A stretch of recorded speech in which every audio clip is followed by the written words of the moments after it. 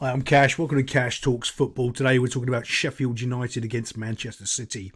With my over plus 20 years experience all over the world coaching, I like to break down the old football so you can actually understand things a little bit better. Try to put it in maybe into one of your coaching sessions, maybe put it into your play even on your Sunday pub team, or maybe just chat down the pub so you can tell someone else why they're an idiot, why they have a certain opinion that's completely and utterly wrong.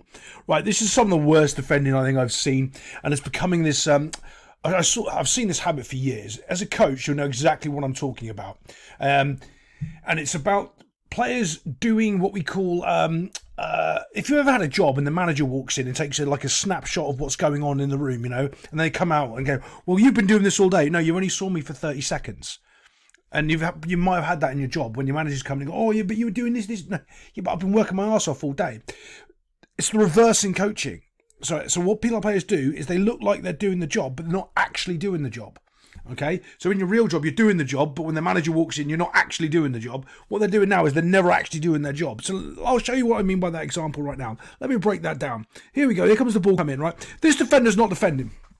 He thinks he's defending because he's stopping Jack Grealish beat him, right? Okay? There. This defender now comes to back him up. They don't know basic 2v1 defending. Basic 2v1 defending, okay? Let's just go through. This is the Premier League, by the way. Right, 2v1 defending. Look at how much time he's got on the ball there, settling and settling and settling. Basic 2v1 defending. Right now it's 1v1 defending. That's fine. The guy's doing an all right job. The moment this player steps forward, and that's funny, I just pointed at the screen like you can see my finger. I'm going to have to put my webcam on so you can actually see what me yelling and screaming at people. Right, at the moment this guy moves forward, it's 2v1, right? Watch what happens. Nothing. He doesn't know what he's doing. Those two players in a straight line might as well be the same player. He, as I said 100 times this weekend, needs to come and cover that space. Look, you're not trying to play this player onside or offside because he's got the bloody ball. If he chooses to run into this space, you can't stop him. So you take the space away from him by you standing in that space. Because right now this player can run there on his own because he has the football. All right? You can't stop him doing it. This idiotic thing that people are doing in the Premier League. I don't understand. It's because they don't know what they're doing. Honestly, it is. This guy hasn't shown Grealish one way or the other. He hasn't shown him inside or outside. His shoulders are flat. So Grealish is going to beat him. Look, you can tell why, because this guy's shoulders are straight and Grealish's are slightly off. So he's got the advantage going to the corner. It's that simple. You know it's going to happen. This player's doing absolutely nothing. Watch. Boom, boom, boom, boom. They're still both stood there. Oh, we're going to tackle him. He's going to do it. No, he's not. Your job is to tackle him. He's not going to give it up in the penalty box. You haven't taken that space away. He can still use it. For some reason, you think you're playing offsides, which is absolutely ridiculous. Look, they're still going. They still haven't moved, and they still haven't moved. Oh, remember that space that we told him about, that we're talking about, which you should have shut down, which is basic 2v1 defending? The space is the dangerous thing. He has the ball. The other thing is the space. The space is there. You've given it to him to run into inside the box. You haven't shut it down. And you don't go all the way over to the touchline. You basically get to the corner of the 6-yard box. That's what you do. So you make it almost impossible for him to run into that gap.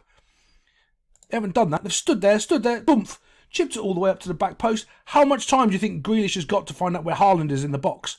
He had all day. Boomf. It goes in the next one. Look at this defender. Oh my God. I didn't tackle him for 4 minutes when I was watching him. How did you possibly let the guy on the back post, the best striker in the world, get free when we gave you all that time to set the cross up and pass it? I don't understand. I was stood there with him. I never tried to tackle him. I might as well just say, all right, man, you can just cross it whenever you want. His foot doesn't go in to challenge Jack Grealish. His body doesn't do anything. If he stepped his foot in and Grealish beat him, at least I'd be happy because he tried to win the ball. He put his foot in and did something wrong. Okay, great. But he did absolutely nothing. He was just stood there like a cone and his mate behind him. It's terrible. I mean, it's absolutely terrible defending. Let's get on to the next goal and see what we can see, because it ain't going to be worse than that. Okay, here we are on this next goal, and I want to show you this idiot here. He's in the Premier League. He plays in the Premier League. Look, Bomph, he's a defender, and he's back-heeled it, and he's hit this striker here. If a 10-year-old does that in the box, you expect it. Okay, yeah, it's a mistake because you're doing something stupid. You could have put it out for a corner, for a goal kick, or for anything, and he doesn't. He backheels it and gives it to that guy. Now, if you've ever been coaching, or I don't know, well, it depends, because most coaches that I come across are absolutely rubbish. there's what we call the rule of three. We call it 3 mistakes. Now, the mistakes don't necessarily have to be on your team. It can be 1 miscontrol on your team, half a bounce on their team, and because the 3 mistakes have happened in a row, the ball ends up in the goal. It's one of those weird things. When I've said it now, you're going to see it more and more in football. It happens if you coach as many games as I have. You see it. You start to see patterns all the time. And here's a rule of 3. So your defensive shape kind of goes out the window. Look, they've kind of got their marks. Watch, these 2 players are marked right here, but watch what happens because of all the silly mistakes that ends up happening right here. Off we go. Bosh, playing it forward. Boom. He plays him a bad pass. First of all, it's behind him. This guy can't really take a shot. He's in perfect space, actually, just to stop it and finish it. But because of the pass is rubbish, another mistake, it bounces off his foot, bonk, goes somewhere else. So you've got 1, 2, bonk.